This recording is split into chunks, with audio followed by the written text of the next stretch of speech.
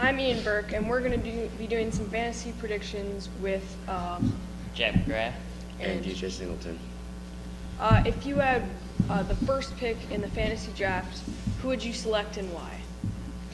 Well, basically, if you're going off of a PPR fantasy league, I'd have to go with Antonio Brown. I mean, he had a very good season, over 1,800 receiving yards.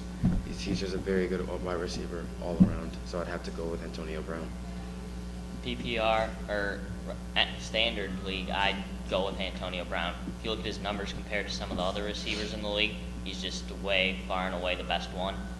And I don't know you're going to find anybody that comes near him. Yes.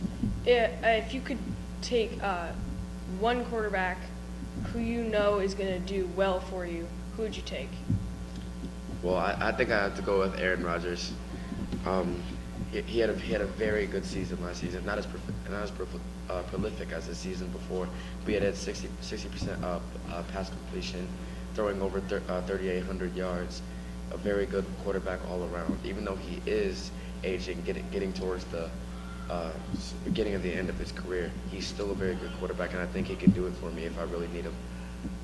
If Tom Brady wasn't suspended for the first 4 games, I would definitely put him in the category of maybe the top quarterback. But since he is, I'd have to say either Cam Newton or Aaron Rodgers. I'm going to favor Cam Newton here because he just gets so much done with his legs. He can run, he'll pick up some rushing yards, and then he can also throw. And then finally, if you could take one running back in this draft, who would you take? I'd have to go with Le'Veon Bell. I don't usually like players coming off injuries, but I think he's going to have another good year. He's got a great offense around him.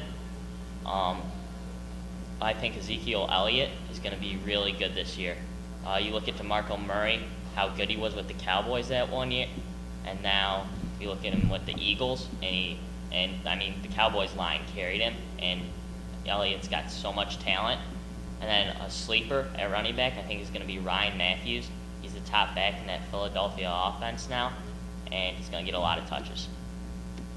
Well, I'd have to agree with you, and I'd have to go with Le'Veon Bell. I mean, he is coming off of a very bad injury, but then again, he does have a very good offense around him.